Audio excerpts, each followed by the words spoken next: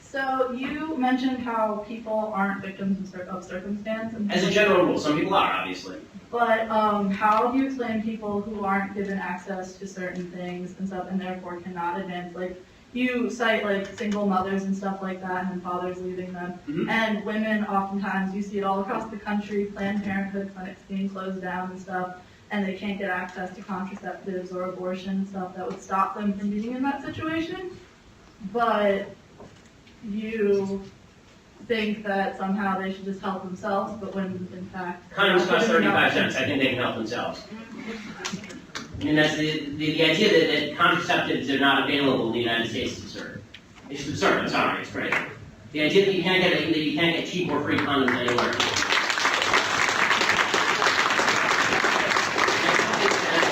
I don't think that killing babies is the solution to you making bad sexual decisions. End of story. I mean, I don't see why, the unsuccessful decision that you made was the decision to have sex out of wedlock and then get pregnant out of wedlock. That decision is not alleviated by killing the product. So, since you're going to say mothers are forced to be parents, should you then also incite like laws or something like that, since you're going to force these women to be parents, that force men to be fathers? Well, and there already are. It's called paternity tests. They're not fathers because they walk out and leave their kids, and then you have this, as you cite. Yes, absolutely, I'm in favor of that. It's called marriage, and the left undermined it. It was awesome. The system of marriage was the greatest boon to women of all time, and then feminism came along and said women need men like fish need a bicycle, and it turns out that women need men like women need men. That's because we live in a society that's set up so women can't get as far as men. No, it's because God created rules. So women should just, say suck it and have a child, suck it up and have a child? Well, if you get pregnant, yes, because you don't get to kill things just because it's in your uterus. It's my body, how about you just stay out of it? How about it's dating, you don't get to kill it because it's in You're there. talking so much about how... I don't care about your appendix. I don't care about your thorax. I don't even care about your uterus. I care about what's in it, the And I can child. take out my appendix if I don't want it, so why can't I take out other parts of my body? Because they're not independent living human beings. They're not independently living human beings when they're a bundle of cells. Oh, okay. So let me get this. At what point? So okay, let's assume that your scientific knowledge is vast. Let's assume your scientific knowledge. So are you also against partial birth abortion?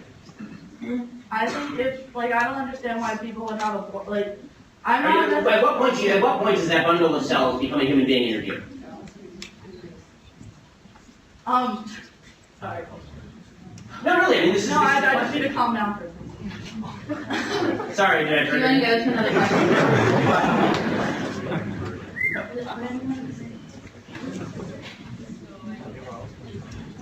No, I mean, that is the relevant question. If your argument is that it's a bundle of cells, then the question becomes when it's not a bundle of cells. Unless it's a threat to the mother, they form maternal abortion, it shouldn't happen. But if it's a threat to the mother's health, or the mother, I don't see why you would force a living human being to give birth to that. Because it's another living human being. So you're going to kill the mother to save the baby? And no, hold on. You're talking about a case where the mother's life is in danger. I don't know what you're talking about. Care and stuff after they're born. I agree with you that abortion is an exception when the mother's life is in danger. But the concept of bodily autonomy means that I don't have to give up any part of my body unless I say so. The baby is not part of your body. The baby is a baby. Really, my wife is pregnant right now, and she's 30 weeks pregnant. Yeah. Actually 32. That baby is kicking the living crap out of her. Okay, that is a living human being in there. Okay, and I promise you that it is not a bundle of cells. See, I can guarantee you it's not a bundle of cells because that is a baby. Okay, and I'm sorry, but a bundle of cells that is requiring. You're technically a bundle of cells right now.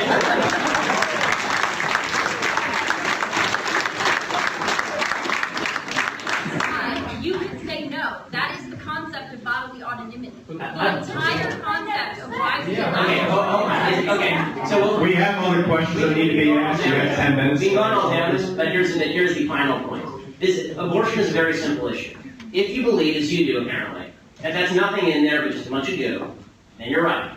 If you believe in something called science, that is more than a bundle of goo, then you do not get to kill it just because it's convenient to you. And let me tell you something. No, science definitely dictates that a fetus, until it can leave the womb and be technically viable, is a bundle of cells inside a person. Okay, so if you can only live on life support, you're not a person? You stop being a person. So if you get in a car crash today and put you on life support, you're on an iron lung, you take out the iron lung, you're going to die. You're not a person anymore? Is that how this works? if my brain is no longer functioning, No, if your brain is functioning, but you can't breathe on your own. then I'm still technically viable. Brain function. No, you're not, because the machine is keeping you alive. Look, again, the bottom line is this. If you are defining whether something is a life or not based on your own convenience, that is the nature of evil. Okay, defining what a human being or not, whether something is a human being or not, based on whether you want it or not, is nasty. You manipulate science to enhance your own. You're the one manipulating science. You're the one suggesting that it's like snot. You It's not like said mental illness, when in fact the DSM-5, which is the definitive psychological examples of mental illness, has declassified the it. DSM is highly politicized and has been for decades. And it was until 2 years ago, it was classified as gender identity disorder of mental illness. Okay, we can move on to questions. Yeah, because you just don't like what we're saying. No, see, the difference is I let you talk. No, what's funny is you actually know my father, but you had the same conversations with him, and you shut him down too. In what way have I shut you down? You've been talking for like 10 minutes here. He's been talking, I've been talking, but you haven't actually answered our questions. No, I did. You just don't like the answer. I'm sorry if you don't like the answer. What's up? Oh no, I understand your answer, but How about you let other people talk? Again, Ben, thanks for coming. Just had any specific positive trends with the issue you talked about, the election at large? Yeah. Anything positive? Any good news? Any good news about the election? It'll be over in a few months. Honestly, that's about as good news as I can get. I'm very anti-Trump and obviously very anti-Hillary, so. Got a question right here. All right, so you're all about freedom of speech, but since conservatives get a little squeamish when we talk about sex, because God forbid we all do it, and it's a natural function. I'm aware. So you're talking about what defines a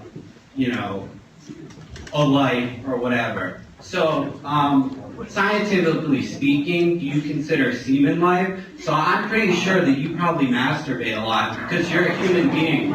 So Well put, sir.